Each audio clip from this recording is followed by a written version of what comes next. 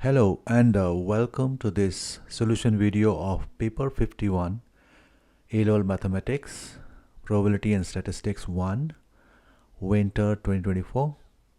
If you really like this video, please give it a thumbs up yourself and share with your friends so that they also get benefited, and subscribe to Math United. Let's get started with question number 1, which says Nicola throws an ordinary fair six-sided dice. Okay, the random variable x is the number of throws that she takes to obtain a 6. That means she will fail several times and then she'll get a success, and that the success is 6. Okay, so probability of success P will be 1 over 6. There are total 6 numbers, 6 is one of them. So probability becomes 1 over 6 of success. So probability of failure will be 1 minus 1 over 6. So 5 out of 6 chances that she will fail to get a 6. Okay, so first A part says that find the probability that she gets success in less than 8 attempts, which means she gets either success in first attempt or second or third or fifth up to 7th. Any one of them she gets success and stops. This is geometric probability distribution. So how we can interpret this is that she does not fail in all 7 attempts, first 7 attempts. That's what we can interpret it as. So the failure of 7 times will be 5 over 6 to the power 7. This is the probability that she fails all 7 times. But we are saying that she does not fail all 7 times. So we'll subtract it from 1, and that ensures the success is within first 7 attempts. And if I use my calculator to evaluate this, I will get a 0.721. This is the probability that she succeeds before 8th attempt. Let's talk about the B part, which is find the probability that Nicola obtains a 6 for the second time. Mind it, second time on her 8th throw, second time. That means first success is one of the first 7 times. So how I'm interpreting this is that first success is from first to 7th attempt. Which attempt we don't know, but we are sure that she's getting only one success in this, and 6 of them are failure, right? So we'll do what? We'll say that out of 7 she's getting success in one of the attempts.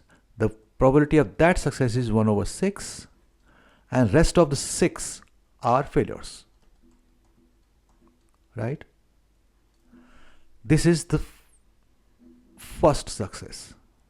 Now confirmed is that the second success is the 7th attempt on her 8th attempt. Sorry, it's 8th attempt.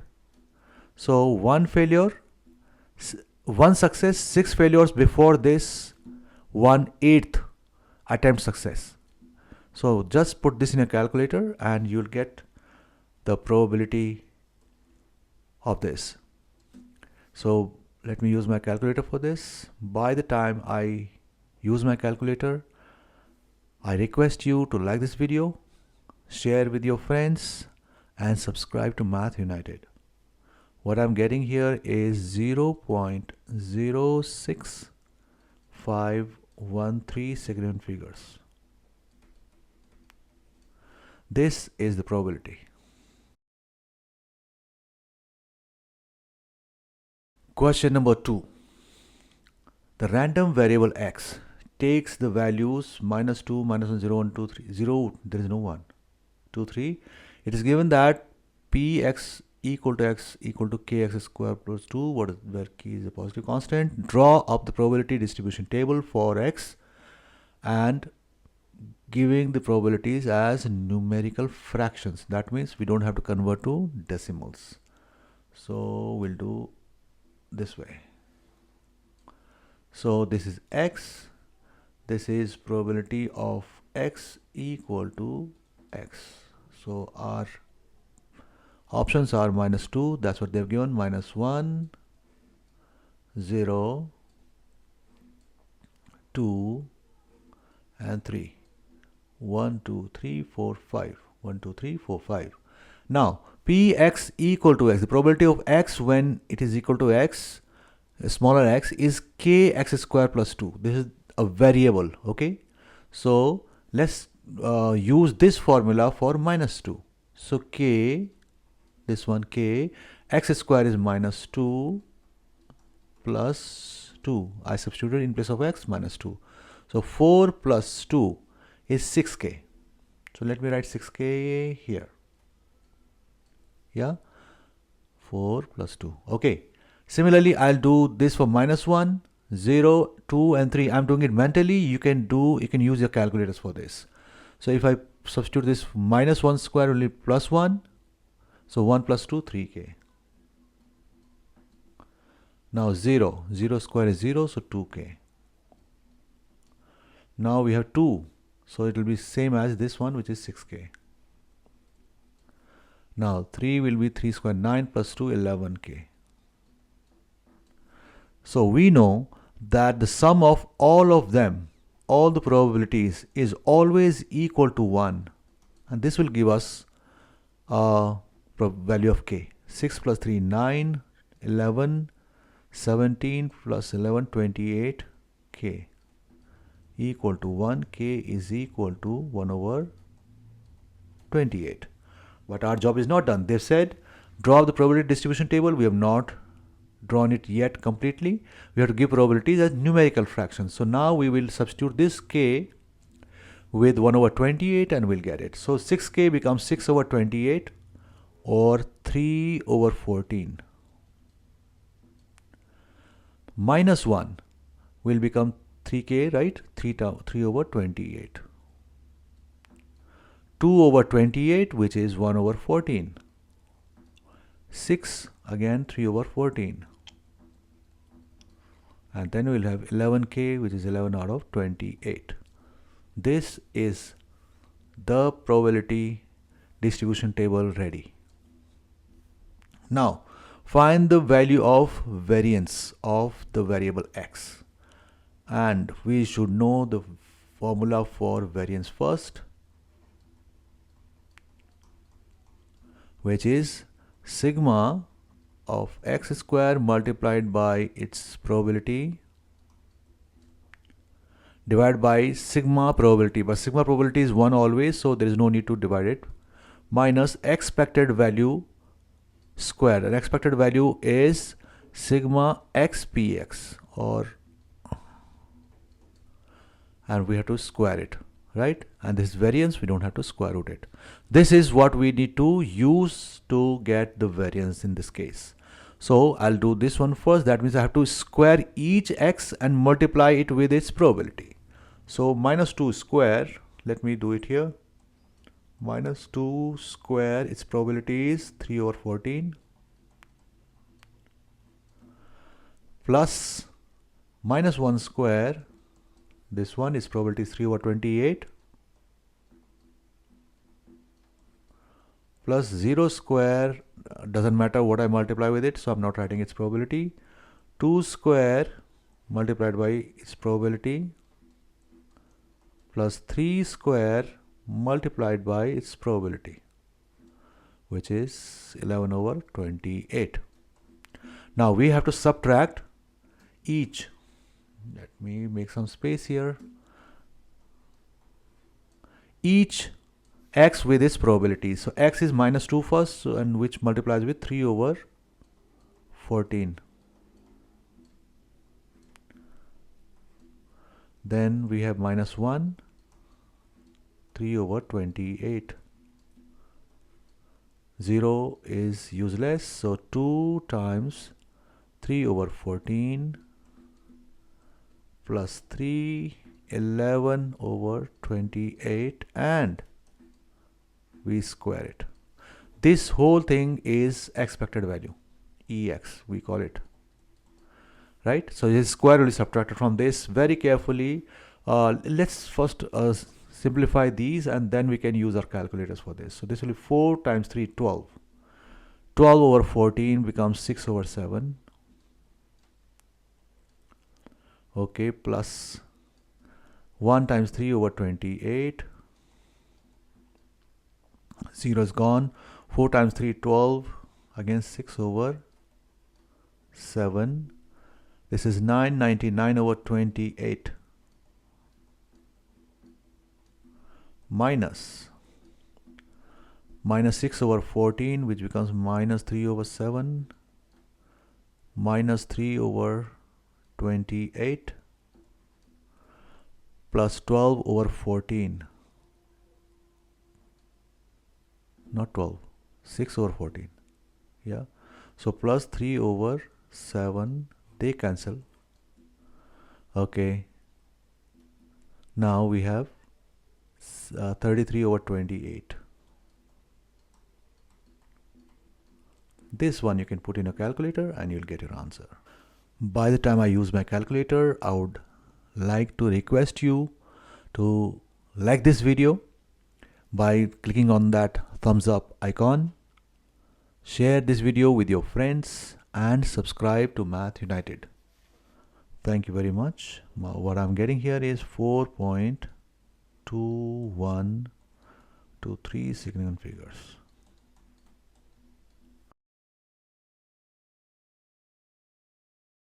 Question 3 is asking us to draw a cumulative frequency graph to illustrate this data, this table on this space.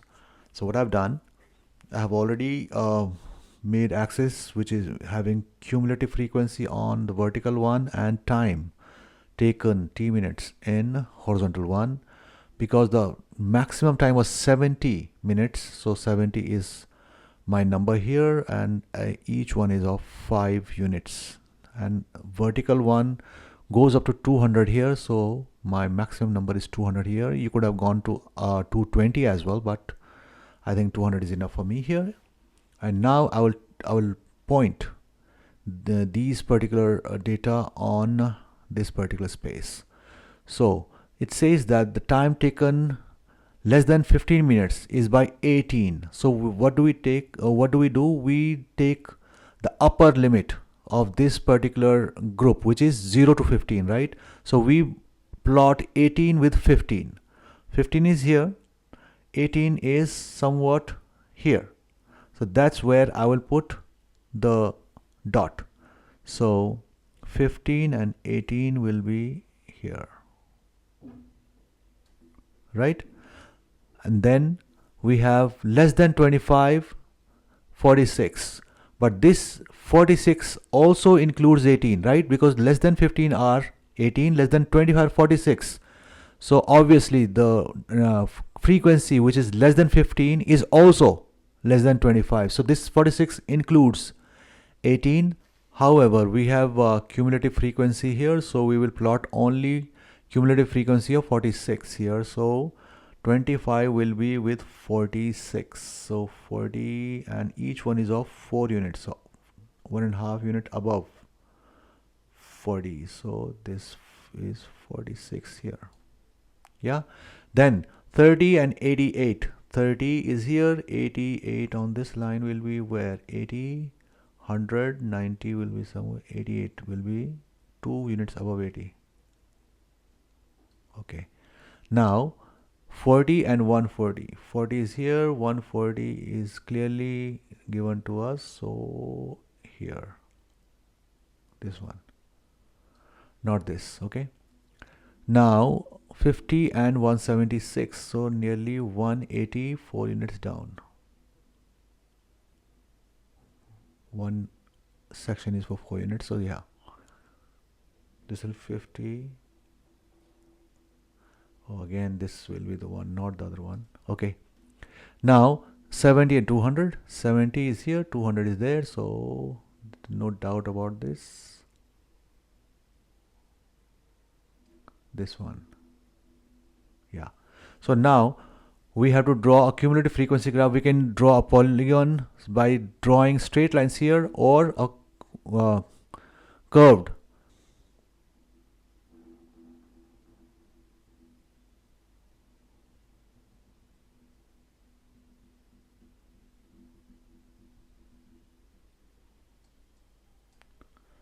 Okay.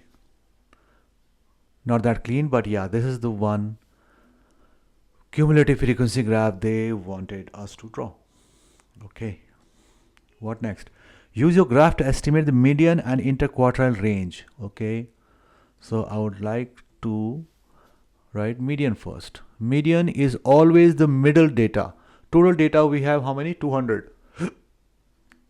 So 200 divided by 2 will be 100th data.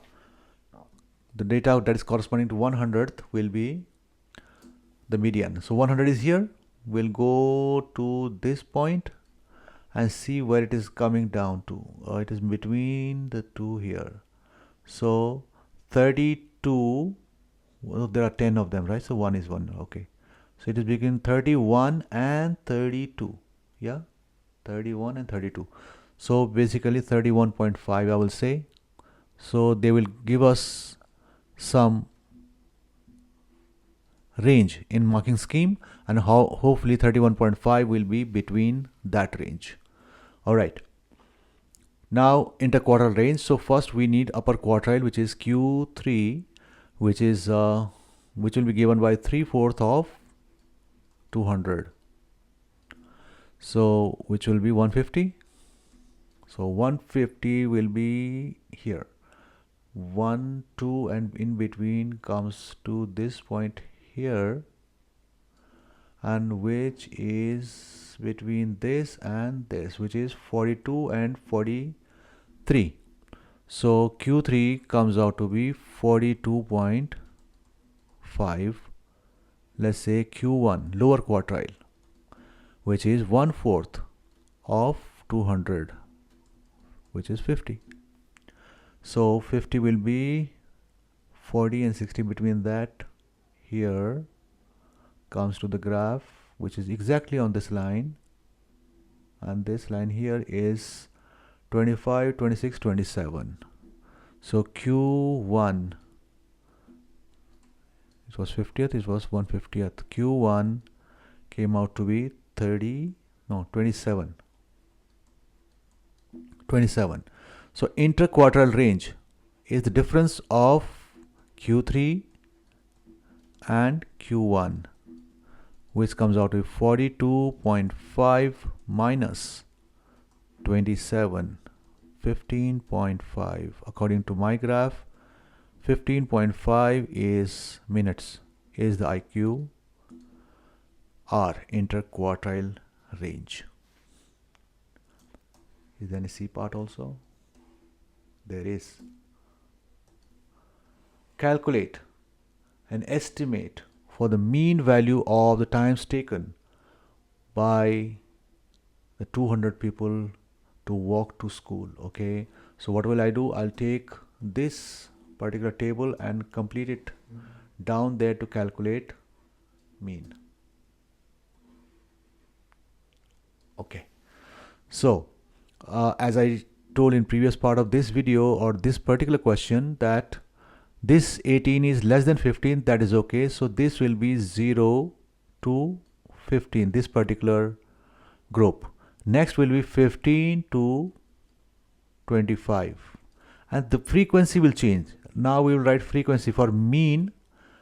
They're saying not this, they're asking us a mean value.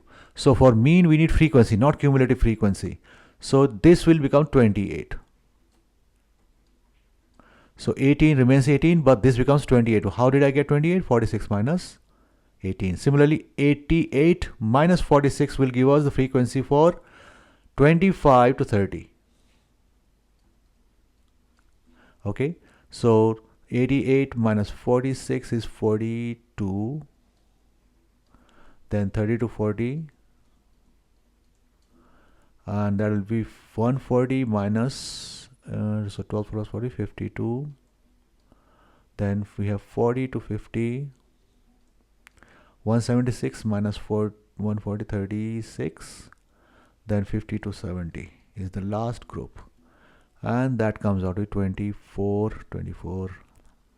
Now, we have to find mean. For mean, our formula should be that sigma x m multiplied by frequency divided by sigma frequency. Okay, that is the mean of a data. What is xm? Xm is the mid value of the group. Okay, so what we'll do, I'll multiply mid value of each group to its frequency and then divide by the sum of the frequency and add them, right? The sigma means add them. So what is the mid value of 0 to 15? 7.5. I'll multiply it with the frequency, which is 18. That becomes xm times f for the first one. Second one, the mid value of 15 to 25 is 15 plus 25 is 40 divided by 2, 20. This is how we find mid value. Add the two ends of the group and divide by 2. So xm is 20 multiplied by its frequency, which is 28, and so on. 25 and 30 will be 55 divided by 2, 27.5 times 42 plus 30 to 40. 35 is the mid value, 52 plus 40 to 50, 45 times 36 plus 50 to 70, 60 is the mid value multiplied by 24 divided by sigma f. The sum of all the frequencies is already given to us, 200 people total. So 200. Just carefully put this in your calculator and you get your mean value. By the time I use my calculator to find this, I would request you to like this video, share with your friends, and subscribe to Math United. What I'm getting here is 33.65 minutes. That is the mean time taken.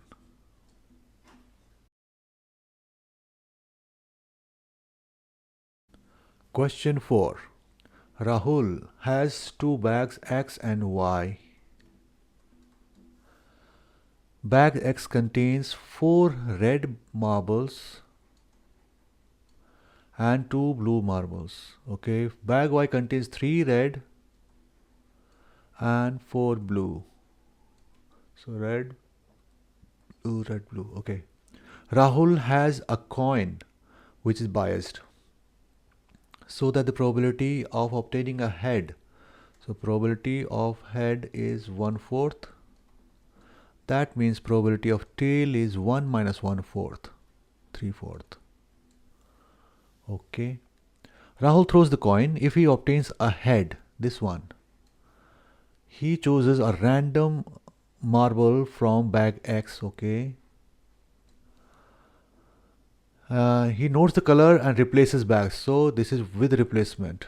Okay.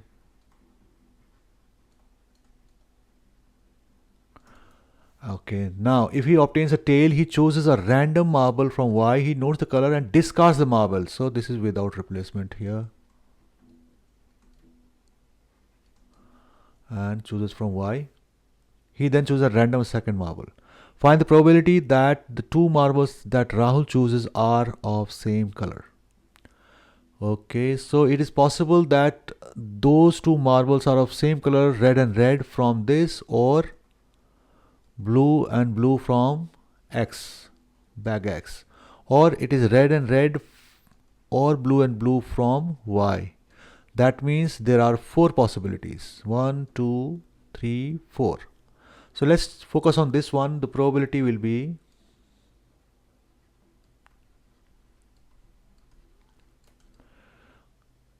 okay.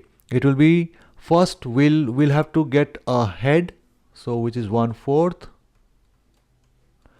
Then red and red, and this is with replacement. So whatever is the probability of red remains the same probability for the second time. So 4 out of how many? 6. Yeah, 4 out of 6 and 4 out of 6. Or blue, which is 2 out of 6 and 2 out of 6. or we get a tail. The probability of tail is 3/4. And then in that 3/4 we have red again. So the probability of red will be 3 out of 7. Total 7 marbles are there. So 3 out of 7. Now be very attentive now. In second one red has already gone. So there are only 2 reds left out of remaining 6 marbles. Okay, this becomes red and red for a case from bag Y. Then what about blues? Blues are 4 out of 7. So 4 out of 7. And because it is without replacement, there are 3 blues left. Out of 4, 1 is gone out. 3 left out of remaining 6. This is the probability. And let me try to simplify this, and after that I'll use my calculator. So it becomes 16 out of 36 and 4 out of 36. So 1/4 remains outside.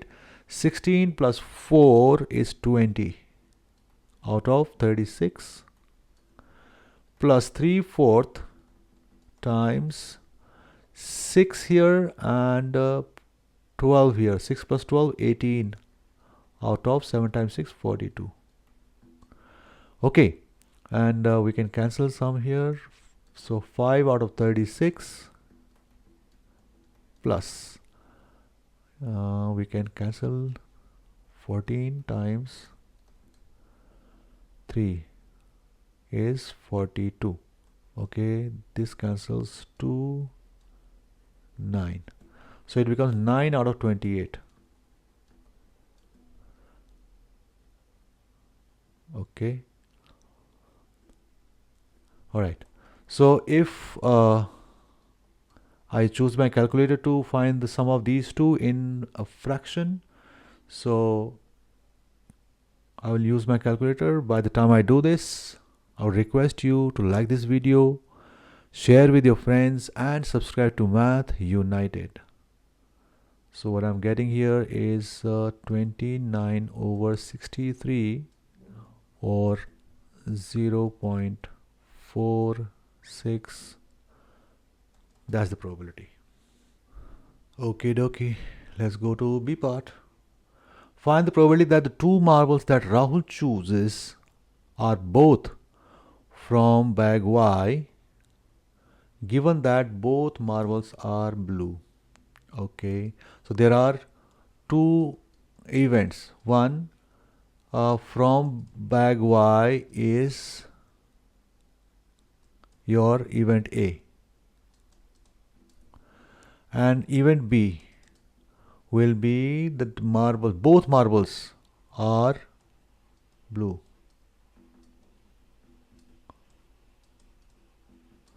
So we have to find probability of A given B, for which the formula is probability of A intersection B divided by probability of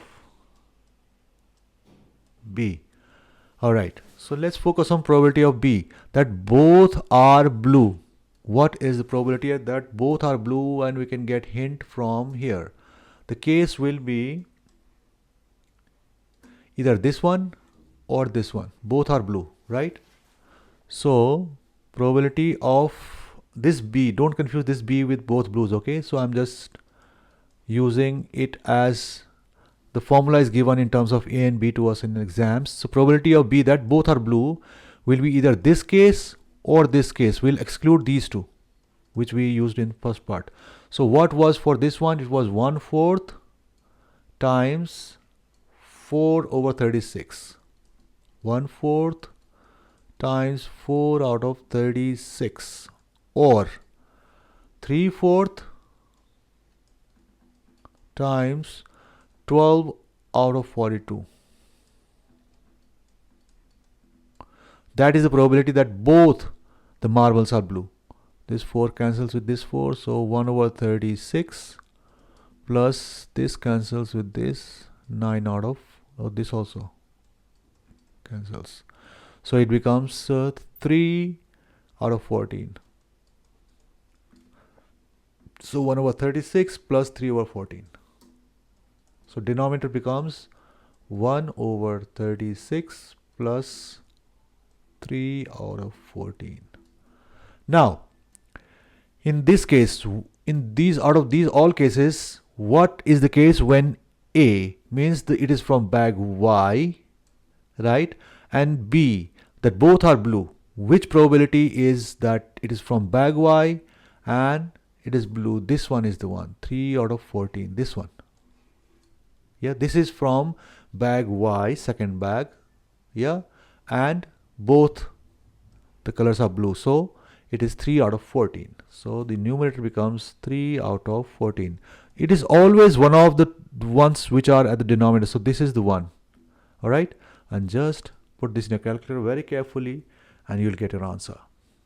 What I'm getting is 54 out of 61 or 0.885.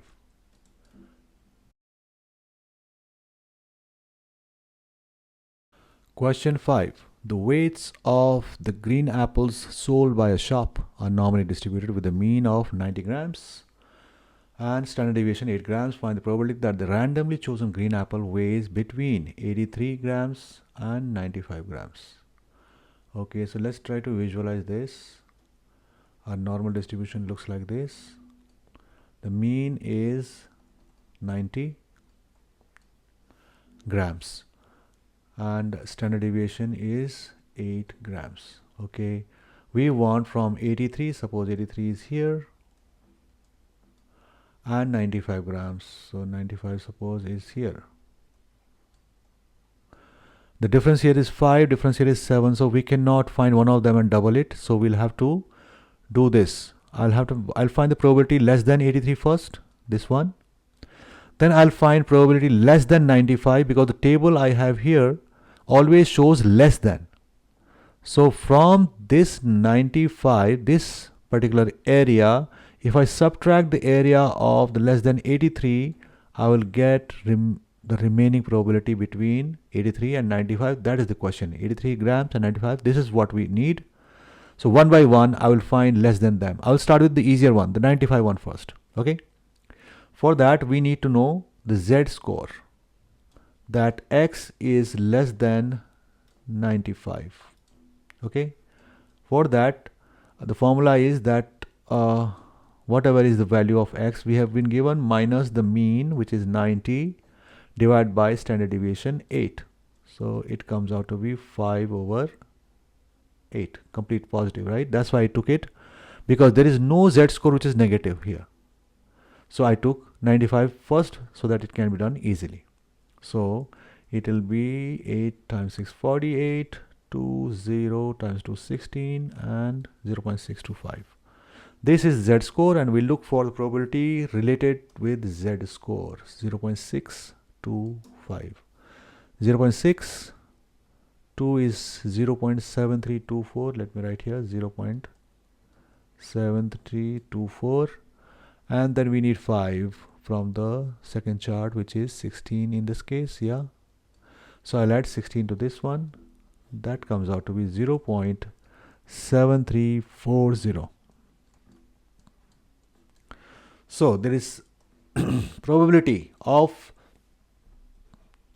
Z or X being less than 95 equal to 0.7340.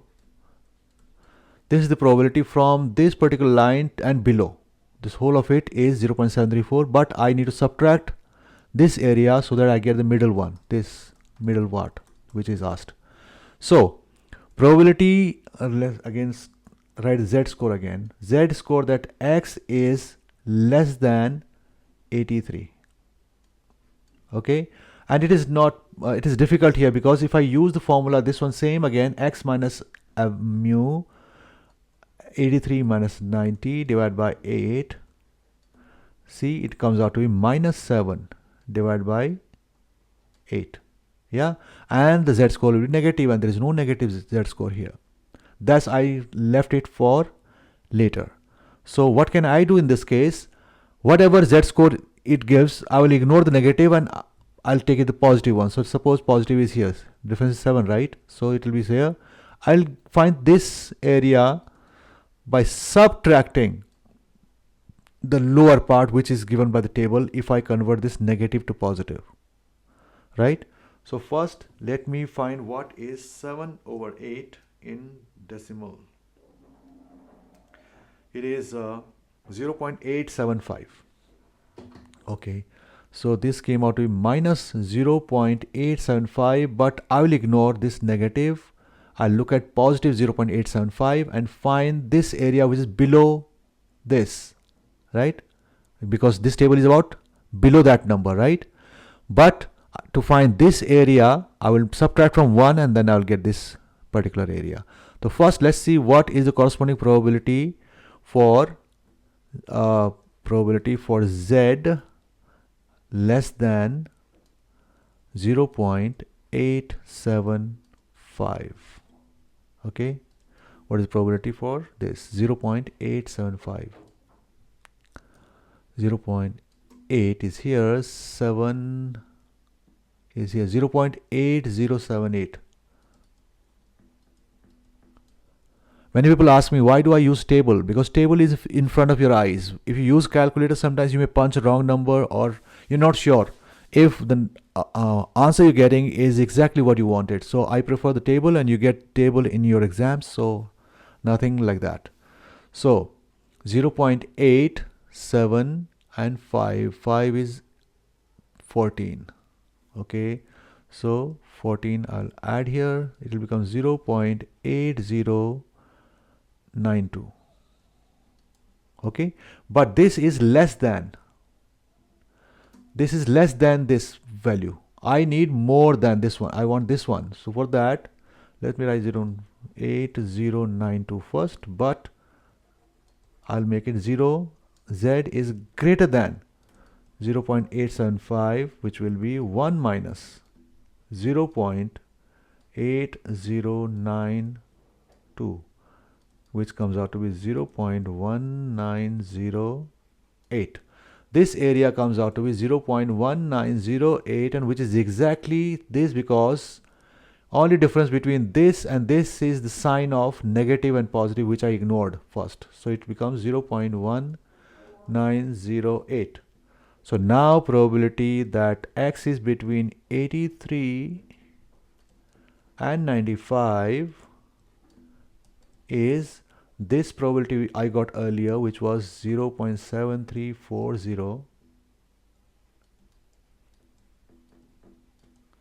minus 0.1908, and that will be 10 minus 2, 10 minus 2, 3, 73 minus 19 will be 54. 0.5432, or if you want to round it up to 3 significant figures, 0.543. Okay, let's see. B part is also there. B part says the shop also sells red apples. Earlier we had green apples, now red apples. 60% of the red apples sold by the shop weigh more than 80. So it will be a totally new situation where 60% of them weigh more than 80 grams. 60% means we know this is 50% and this is 50%. So if they're saying that it is more 60% more than 80, that means 80 is somewhere here. So I will undo this and write 80 here. 80 grams will be somewhere here, and this area will be 60%. That's what they're saying. The probability is 0.6. We'll interpret that as this. 160 red apples are chosen at random from the shop. Okay, so first is probability that y. Let's take y variable in this case, because we took x in the A part. So y greater than 80 grams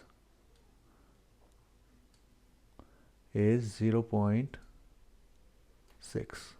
Okay, 160 red apples are chosen at random from the shop. Use a suitable approximation to find the probability that the fewer than 105 of the chosen red apples weigh more than 80 grams. The suitable approximation for us will be a normal approximation. But before we proceed, we always have to make sure that NP is more than 5 and NQ is also more than 5. So N is the number of apples chosen. So 160 apples were chosen, right? So 160 times probability of success of getting more than 80 grams. And this is also more than 80 grams, so it's matching, which is 0.6 they have given. So 160 times 0.6 will be 96, much more than 5. And 160 times Q, failure, will be 1 minus 0.6 will be failure, so 0.4.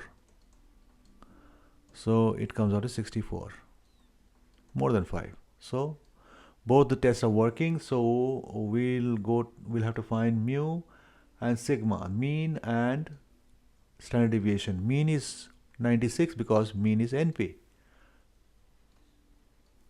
This will be square root NPQ. So N is 160 times P is 0.6 and Q is 0.4, which is 0.4 times 96 and square root. So let me find that out. 0.4 times 96 square rooted comes out to be 6.196. So let me say 6.2. 6.1967. So 6.2 I can write. 6.2. All right. So now I need to find the fewer than 105 because this is normal approximation. So we have to write 104.5 because it is a discrete number 105. So we are fewer than 105, so our y becomes 104.5 in this case because we don't want to include 105.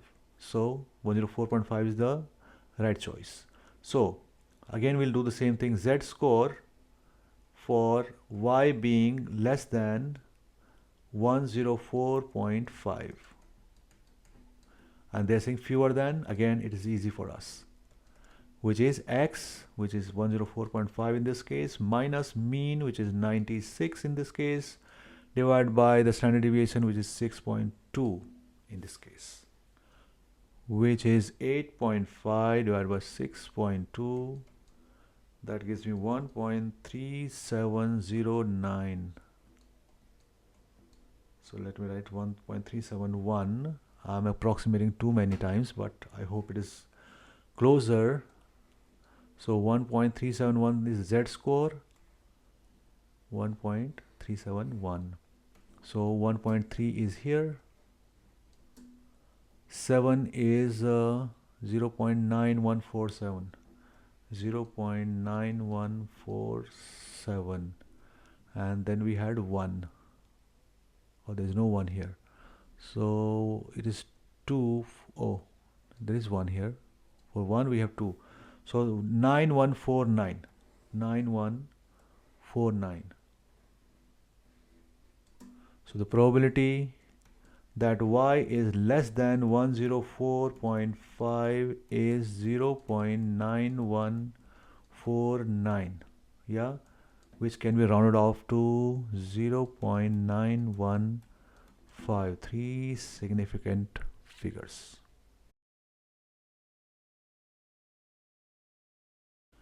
Question number 6 is again about normal distribution. The heights of the female students at Breven College are normally distributed. 90% of female students have heights less than 180.7. Okay, so as usual, we'll visualize again. Mean we don't know, but 90%. That means this is 182.7 here somewhere. Okay, 40% of the female students have heights less than 162. So they will be somewhere here. 40% is less than that. Okay, because less than mean is 50%. So less than 40%, even closer. Can go. Let's draw it even closer. So this is 162.5. All right. This is mean. Okay. Find the mean and standard deviation of, okay, Ribbon College. So female again? Yes, female, female, female. So no surprises or trick questions here. So let's do this. So probability that X is less than 182.7. They are again less than. Can you see in both cases less than? So our job is easy. There's no need to manipulate anything. It is less than. All right. Is 0.9. So we'll see what is the corresponding Z score for X less than 182.7. 0.9. So we'll go to the table again. 0.9 is here. No, that is Z score, sorry. 0.9 will be here. 8997. We need 3 more to make it 0.9. So what is this? 1.2 and 8. And then we need 3 more. So this is 4. So we'll put in between 1 and 2. So we'll add 0.12805. 12805. So Z comes out to be 1.2805. Okay. Now probability that X is less than 162.5 is how much? 0.4. But I don't think there will be any 0.4 here. Why? Because obviously it is less than mean, so its Z score will be negative, right? So what will I do? I'll take its reflection on the other side here, so that the probability of 0.4 will be more than it. So I'll take the reflection, and this is 0.4 because this was 0.4. Exactly, I took a reflection about this, but this table is about less than. That means I have to take care of this 0.6 now. 1 minus 0.4 will be 0.6. So whatever Z score I get for this, I'll put a negative sign in front of it, and that will become the Z score for that one. Okay. So I'll find the Z score for this with the probability 0.6 now, because it is less than this Z score. 0.6 is 7 to, again I'm setting Z score. I have to look at probability 0.6. 0.6 is here, 5987 here. 5987 is 0.2, let me write here, 0.25, and I need 13 more. So 13 is not here, it is 3 and 4. So I will write 35. So 2535, that's what I can write as Z score for this one. But as I said, I'll make it negative. So Z score for X being less than 162.5 will be negative of this, minus 0.2535. Okay. Now we got the Z score for both. And now we'll make a simultaneous equation, because we want to find what? Two things, standard deviation and mean. So Z score is always equal to the data minus mu over standard deviation, and this is what I'm going to use for both. And let me put here. Okay, first I will do it for the one which was here. 182.7 is my X. So 182.7 minus mean, we don't know, divided by standard deviation, we don't know, is 1.2805. All right. So cross multiply 1.2805 sigma plus mu.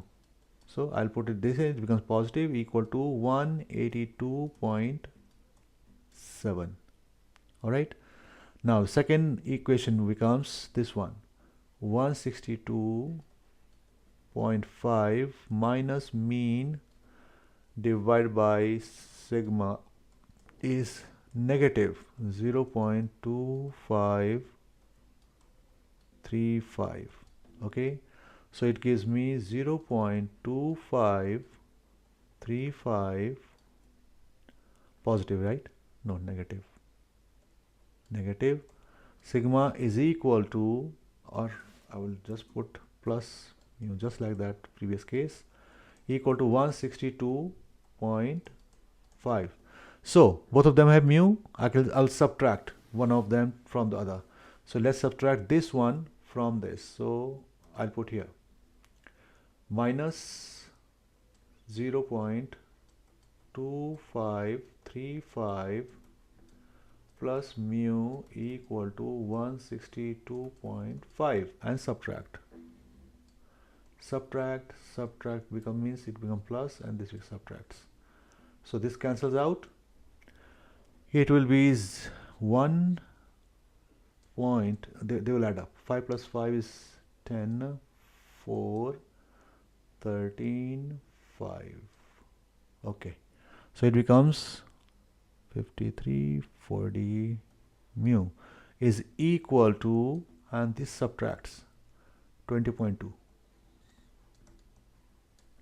So that gives us, I will complete it here, sigma comes out to be 20.2 divided by 1.5340, 1.534. By the time I use my calculator, I would request you to like this video if you really did, share this video with your friends, and subscribe to Math United. What I'm getting is 13.168. So I will write 13.2, 3 significant figures. Now I have to find the mean, and I can use this equation. So mean comes out to be 182.7 minus 1.2805 multiplied by sigma, which is 13.168.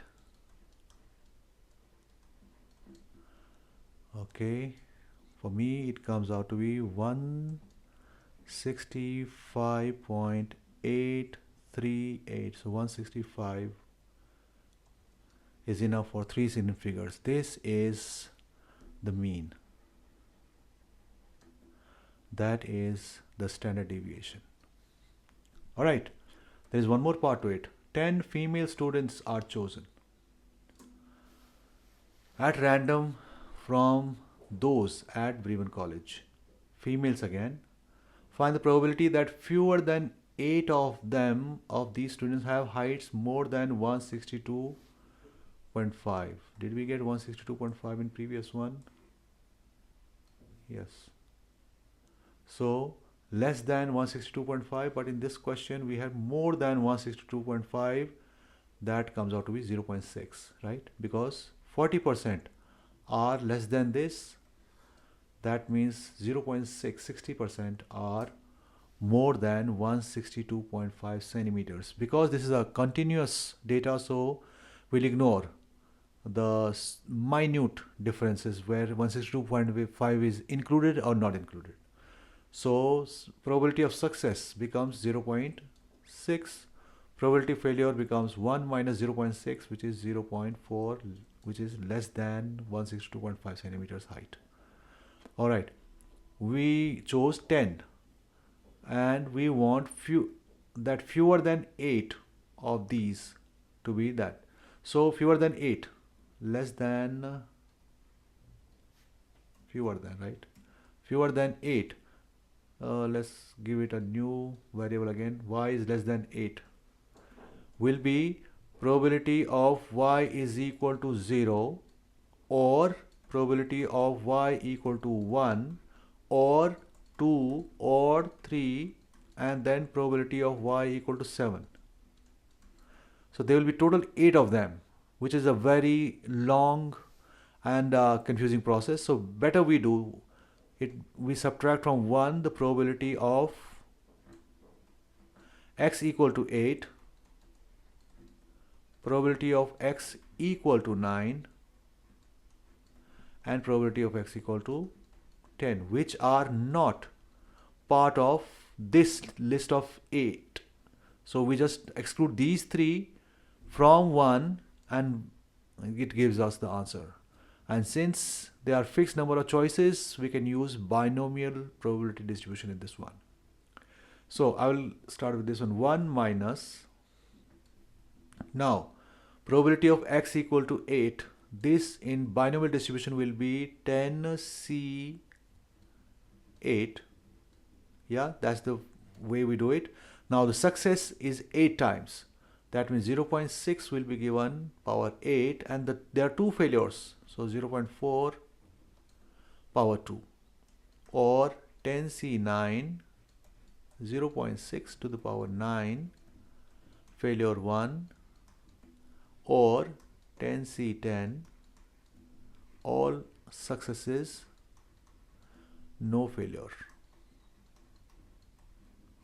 Carefully, if we put this in our calculators, we'll get our answer. What I'm getting is 0.833. This is the probability.